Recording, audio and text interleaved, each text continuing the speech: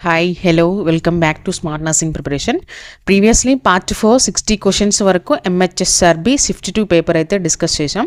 Continuation 60 to 70 questions అయితే మనం ఇప్పుడు డిస్కస్ చేద్దాం. Question number 61.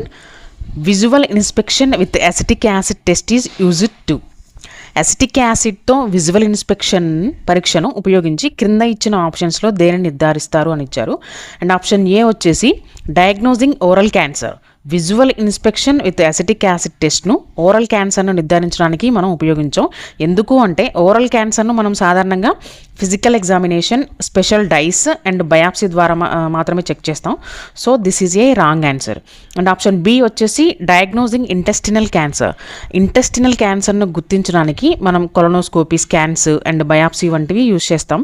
Visual inspection acetic acid టెస్ట్ను ఇంటెస్టినల్ క్యాన్సర్ను గుర్తించడానికి మనం ఉపయోగించాం. సో ఇది కూడా wrong answer. And option C వచ్చేసి screening for cervical cancer. Visual inspection acid టెస్ట్ను మనం ప్రధానంగా సర్వైకల్ క్యాన్సర్ స్క్రీనింగ్ కోసమే యూజ్ చేస్తాం. సర్విక్స్పై అసిటిక్ యాసిడ్ అప్లై చేయగానే క్యాన్సర్ ప్రోన్ ఏరియాస్ అనేవి తెల్లగా మారతాయి. దీంతో మనం స్టార్టింగ్ స్టేజ్లోనే సర్వైకల్ క్యాన్సర్ను గుర్తించడం సాధ్యం అవుతుంది. అండ్ ఆప్షన్ డి వచ్చేసి డయాగ్నోజింగ్ లంగ్ క్యాన్సర్. లంగ్ క్యాన్సర్ను డయాగ్నోస్ చేయడానికి యూజువల్గా chest X ray, CT scan, sputum test, biopsy వంటి టెస్టులు మాత్రమే యూజ్ చేస్తాము. So this is also wrong answer. And why screening for cervical cancer అంటే అసిటిక్ యాసిడ్ అప్లై చేయగానే క్యాన్సర్ ప్రోన్ ఏరియాస్ అనేవి మనకి తెల్లగా మారి స్టార్టింగ్ స్టేజ్లోనే మనం సర్వైకల్ క్యాన్సర్ను గుర్తించడానికి అవుతుందన్నమాట. సో మనకి కరెక్ట్ ఆన్సర్ వచ్చేసి option C, screening for cervical cancer. And question number 62. Prolactin is the hormone that is responsible for establishment and maintenance of effective lactation in the mother. So this is secreted by.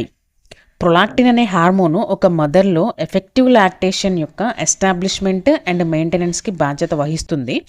అయితే ఈ hormone క్రింద ఇచ్చిన ఆప్షన్స్లో దేని నుండి secret అవుతుందని ఇచ్చారు. Option A వచ్చేసి ఓవరీ. ఓవరీ అనేది ఈస్ట్రోజన్ అండ్ ప్రొజెస్టిరాన్ అనే హార్మోన్లను ఉత్పత్తి చేస్తుంది. అయితే ఇవి మెనిస్ట్రువేషన్ అండ్ ప్రెగ్నెన్సీలో మాత్రం పాత్ర వహిస్తాయి. కానీ ప్రొలాక్టిన్ లేదా మిల్క్ ప్రొడక్షన్లో దీని ప్రమేయం ఉండదు. So this is a wrong answer. And option B వచ్చేసి posterior pituitary gland. Posterior pituitary gland ADH and oxytocin హార్మోన్లను విడుదల చేస్తుంది. ఈ ఆక్సిటోసిన్ అనేది మిల్క్ ఎజెక్షన్లో సహాయపడుతుంది కానీ మిల్క్ ప్రొడక్షన్కి బాధ్యత వహించదు. So this is also wrong answer. And option C వచ్చేసి anterior pituitary gland. Anterior pituitary gland prolactin, growth hormone, TSH, ACTH, LH వంటి హార్మోన్లను విడుదల చేస్తుంది. ప్రొలాక్టిన్ ప్రత్యేకంగా మిల్క్ ప్రొడక్షన్ అండ్ మెయింటెనెన్స్ విషయంలో సహాయపడుతుంది. అండ్ ఆప్షన్ డి వచ్చేసి thyroid. Thyroid gland T3, T4 అనే మెటబాలిజం హార్మోన్లను ఉత్పత్తి చేస్తుంది. సో ప్రొలాక్టిన్ హార్మోన్తో దీనికి సంబంధం లేదు. So this is also wrong answer. Prolactin హార్మోన్ను యాంటీరియర్ పిట్యూటరీ గ్లాండ్ ఉత్పత్తి చేసి విడుదల చేస్తుంది అనమాట. సో ఇది డెలివరీ తర్వాత మదర్లో మిల్క్ ప్రొడక్షన్ను ప్రోత్సహించి కొనసాగించడంలో సహాయపడుతుంది. So the correct answer is option C, anterior pituitary gland. And the next question is question number 63. Typical orange peel appearance of breast is characteristic feature of. కింద ఇచ్చిన కండిషన్స్లో బ్రెస్ట్ యొక్క orange peel appearance అనేది దేనిలో కనిపిస్తుంది.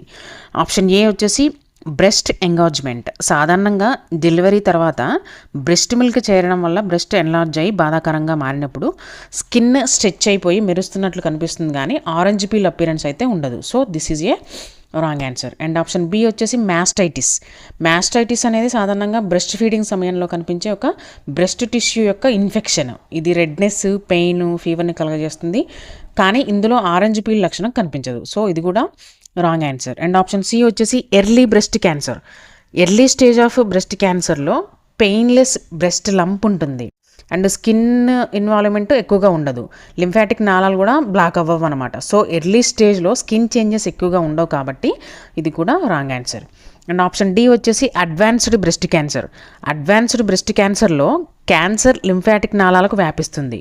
దీనివల్ల lymph నాళాలు black అవుతాయి. ఇవి బ్లాక్ అవ్వడం వల్ల చర్మం అనేది ఉబ్బుతుంది. సో హెయిర్ ఫాలికల్స్ కూడా స్పష్టంగా కనిపిస్తాయి. దీనివల్ల ఆరెంజ్ పీల్ లాంటి చర్మం కనిపిస్తుంది అనమాట. సో ఆరెంజ్ పీల్ అపియరెన్స్ అనేది అడ్వాన్స్డ్ బ్రెస్ట్ క్యాన్సర్ యొక్క లక్షణంగా మనం పరిగణించవచ్చు. So option D, advanced breast cancer is the correct answer. And the next question is question number 64. The condition in which complete uterus turns backwards in relation to the spine is termed as. వెన్నుముక వైపు uterus అనేది పూర్తిగా వెనక్కి తిరిగే పరిస్థితిని ఏమని పిలుస్తారు? Option A వచ్చేసి రెట్రోవర్షన్ ఆఫ్ యూటిరస్. రెట్రోవర్షన్ అంటే ఏంటంటే యూటిరస్ కంప్లీట్గా వెనుక వైపు మీన్స్ స్పైన్ వైపు వంగి ఉంటుందన్నమాట. సో సర్విక్స్ అండ్ వెజైనా మధ్య యాంగిల్ అనేది నార్మల్గా ఉంటుంది, కానీ మొత్తం యూటిరస్ అనేది వెనక్కి స్పైన్ వైపు తిరుగుతుంది. అండ్ ఆప్షన్ బి వచ్చేసి anteversion of uterus.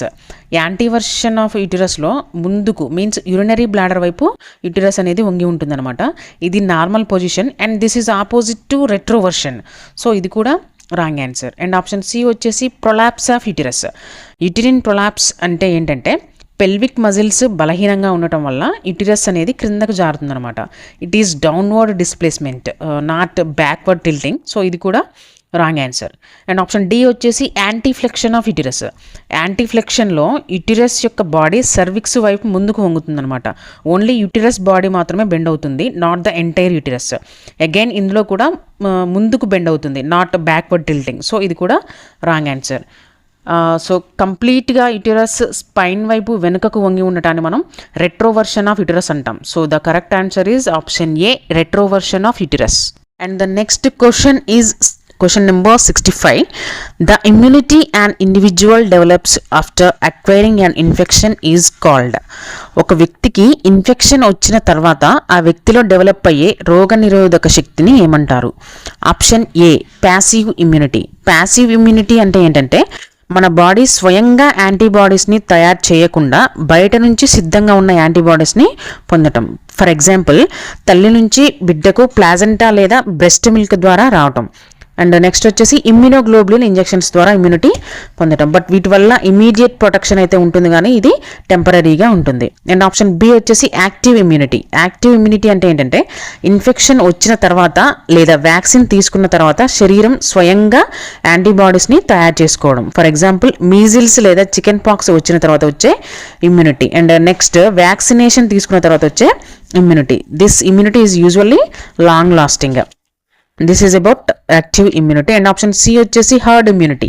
Heard immunity అంటే ఏంటంటే ఒక కమ్యూనిటీలో ఎక్కువ మంది ఇమ్యూన్ అయితే డిసీజ్ స్ప్రెడ్డింగ్ అనేది తగ్గిపోతుంది అనమాట. ఫర్ ఎగ్జాంపుల్, ఎక్కువ మంది వ్యాక్సిన్స్ తీసుకుంటే వ్యాధి అనేది తగ్గిపోతుంది. This is not individual immunity after infection, this is community level protection. And option D వచ్చేసి న్యాచురల్ ఇమ్యూనిటీ. న్యాచురల్ ఇమ్యూనిటీ అంటే ఏంటంటే without any injections and vaccinations మన బాడీలోనే ఓన్గా ప్రొడ్యూస్ అయ్యే యాంటీబాడీస్ ద్వారా వచ్చే ఇమ్యూనిటీ. ఇది 2 టైప్స్ ఉంటుందన్నమాట. ఇన్ఫెక్షన్స్ వల్ల వచ్చే యాక్టివ్ న్యాచురల్ ఇమ్యూనిటీ అండ్ తల్లి నుంచి బిడ్డకు వచ్చే ప్యాసివ్ న్యాచురల్ ఇమ్యూనిటీ. సో మనకి ఇన్ఫెక్షన్ వచ్చిన తర్వాత ఆ వ్యక్తిలో డెవలప్ అయ్యే ఇమ్యూనిటీని మనం యాక్టివ్ ఇమ్యూనిటీ అంటాం. So the correct answer is option B, active immunity. Next question is question number 66. Which of the following is a long-term hormonal birth control intrauterine device and treats menorrhagia? క్రింద ఇచ్చిన ఆప్షన్స్లో మనకు ఏది long term hormonal birth control intrauterine device and treats menorrhagia? Menorrhagia nothing but heavy menstrual bleeding. Okay. And option A వచ్చేసి Mirena. మెరెనా అనేది ఒక hormonal intrauterine device అనమాట. ఇది లివోనాజెస్ట్రాల్ అనే హార్మోన్ని విడుదల చేస్తుంది. అండ్ ఇది లాంగ్ టర్మ్ కాంట్రాసెప్షన్ అనమాట. Means up to 5 to 8 years వరకు వర్క్ చేసే ఒక లాంగ్ టర్మ్ కాంట్రాసెప్షన్గా ఉంటుంది. అండ్ మెనోరేజియా ట్రీట్మెంట్లో దీనిని యూజ్ చేస్తారు. అండ్ ఆప్షన్ బి వచ్చేసి కాపర్ టీ. కాపర్ టీ అనేది ఒక నాన్ హార్మోనల్ ఇంట్రాయూటరిన్ డివైస్. ఇది కాపర్ అయాన్స్ని విడుదల చేసి స్పర్మ్స్ కిల్ అయ్యేలా చేస్తుంది అనమాట. దీనివల్ల ప్రెగ్నెన్సీ ప్రివెంట్ అవుతుంది, బట్ ఇది చాలాసార్లు హెవియర్ ఆర్ పెయిన్ఫుల్ పీరియడ్స్కి కాజ్ అవుతుంది. సో దీనిని మెనోరేజియా ట్రీట్మెంట్కి యూజ్ చేయరు. అండ్ ఆప్షన్ సి వచ్చేసి నార్ ప్లాంట్. నార్ ప్లాంట్ అనేది ఒక సబ్డర్మల్ ఇంప్లాంట్ అనమాట. మీన్స్ ఇది చేతి చర్మం కింద పెట్టే ఒక హార్మోనల్ ఇంప్లాంట్. దీనిని ప్రెగ్నెన్సీని కంట్రోల్ చేయడానికి యూజ్ చేస్తారు, కానీ ఇది ఇంట్రాయూటరిన్ డివైస్ అయితే కాదు. అండ్ దీనిని మెనోరేజియా ట్రీట్మెంట్లో స్పెసిఫిక్గా వాడరు. So this is a wrong answer. And option D వచ్చేసి మినీ పిల్. మినీ పిల్ అనేది ఒక oral contraceptive pill containing only progesterone. Mini pills daily తీసుకోవాల్సి ఉంటుందన్నమాట. And this is short term, not long term and not intrauterine device. Menorrhagia ట్రీట్మెంట్లో కూడా దీనిని use చేయరు. And so this is also wrong answer. Okay, ఇక్కడ correct option వచ్చేసి the long term hormonal intrauterine device that also treats menorrhagia is Mirena. And so the correct answer వచ్చేసి option A, Mirena. And the next question is question number 67. The triangular area in the figure symbol of under 5 clinic represents. క్రింద ఇచ్చిన ఫిగర్లో triangular area దేనిని సూచిస్తుంది? Option A, care and treatment of sick children. Care and illness అనేది outside of the triangle ద్వారా చూపిస్తారు. So it is a wrong answer. And family planning, option B, family planning. Under 5 clinic సింబల్లో మధ్యలో ఉన్న triangle family ప్లానింగ్ను represent చేస్తుంది అనమాట. Child and maternal హెల్త్ను ఇంప్రూవ్ చేయడంలో ఫ్యామిలీ ప్లానింగ్ అనేది ప్రాముఖ్యత చూపిస్తుంది. అండ్ ఆప్షన్ సి వచ్చేసి హెల్త్ టీచింగ్. హెల్త్ టీచింగ్ అంటే ఏంటంటే పేరెంట్స్కి nutrition, hygiene, breast feeding, ORS use and disease prevention గురించి అవగాహన కల్పించడం అనమాట. ఇది సింబల్లో ఉన్న అన్ని సెక్షన్స్కి సపోర్టివ్గా ఉంటుంది, not only one particular triangle. So this is a wrong answer. And option D వచ్చేసి ఇమ్యునైజేషన్. ఇమ్యునైజేషన్ అనేది అండర్ 5 క్లినిక్ సింబల్లో ఇది ప్రివెంటివ్ కేర్లో భాగంగా ఉంటుందన్నమాట, not in triangle. So this is also wrong answer. And triangular area family ప్లానింగ్ని represent చేస్తుంది. So the correct answer is option B, family planning. And the next question is question number 68. What is 75/25 initiative in non communicable disease programme? 75/25 initiative అంటే ఏంటంటే 2025 నాటికి hyper tension and diabetes ఉన్న 75 million పీపుల్స్కి standardized ట్రీట్మెంట్ను అందించడం అనమాట. So ఈ initiative అనేది only hyper tension and diabetes ఉన్న వారిని మాత్రమే రిఫర్ చేస్తుంది అనమాట. So not heart diseases, cancer and stroke. So the correct answer is option A. And the next question is question number 69. The data presented through section or portions of a circle is known as. ఒక circle యొక్క విభాగం లేదా భాగాల ద్వారా present చేయబడిన డేటాను ఇలా పిలుస్తారు.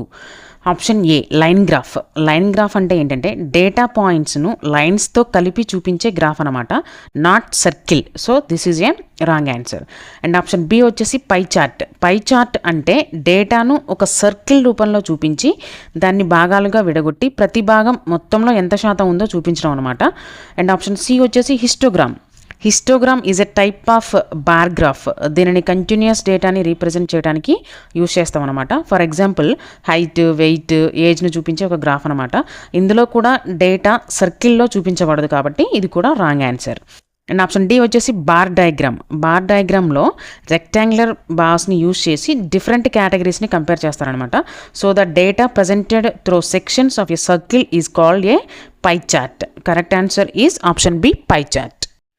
And the next question is question number 70. The type of discussion where a group of 6 to 8 qualified experts discuss on a topic in front of audience is called. ఒక 6 నుండి 8 మంది అర్హత కలిగిన క్వాలిఫైడ్ ఎక్స్పర్ట్స్ గ్రూప్ ఆడియన్స్ ముందు ఒక అంశంపై చర్చించే ఆ చర్చా రకాన్ని ఏమంటారు? ఆప్షన్ ఏ వచ్చేసి గ్రూప్ డిస్కషన్. గ్రూప్ డిస్కషన్లో ఓన్లీ ఒక స్మాల్ గ్రూప్ పీపుల్ ఒక టాపిక్ మీద వాళ్ళ ఐడియాస్ని ఎక్స్చేంజ్ చేసుకుంటారనమాట, usually without a formal audience setting. ఇది పర్టికులర్గా ఎక్స్పర్ట్స్ ఆడియన్స్ ముందు మాట్లాడే సెషన్ కాదు. So this is a wrong answer. And option B వచ్చేసి సింపోజియం. సింపోజియం అంటే ఏంటంటే ఒకే టాపిక్ మీద సెవరల్ పీపుల్ ఆల్రెడీ ప్రిపేర్ చేసి పెట్టుకున్న అంశంపై డిఫరెంట్ ఆస్పెక్ట్స్లో సేమ్ టాపిక్ మీద స్పీచెస్ ఇస్తారనమాట. ఇది క్వాలిఫైడ్ ఎక్స్పర్ట్స్ ఆడియన్స్ ముందు డిస్కషన్ చేసే విధానం కాదు. So this is also a wrong answer. And option C వచ్చేసి ప్యానల్ డిస్కషన్. ప్యానల్ డిస్కషన్ అంటే ఏంటంటే 6 నుండి 8 మంది క్వాలిఫైడ్ ఎక్స్పర్ట్స్ ఒక స్టేజ్పై కూర్చొని ఒక అంశంపై ఆడియన్స్ ముందు చర్చించడం. So this is the correct answer. And option D వచ్చేసి వర్క్షాప్. వర్క్షాప్ అంటే ఏంటంటే పార్టిసిపెంట్స్ స్వయంగా ప్రాక్టికల్గా నేర్చుకునే ఒక ట్రైనింగ్ సెషన్ ఉంటుందన్నమాట.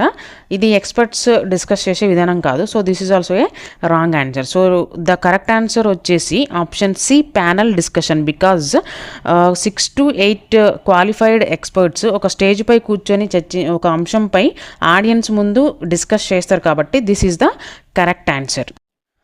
Okay, this is all about today's video. మళ్ళీ ఇంకొక 10 క్వశ్చన్స్ పార్ట్ 6 వీడియోలో అయితే డిస్కస్ చేద్దాం. సో యూజ్ఫుల్ వీడియో అనిపిస్తే ప్లీజ్ లైక్ చేసి, షేర్ చేసి, సబ్స్క్రైబ్ అయితే చేయండి. Thank you.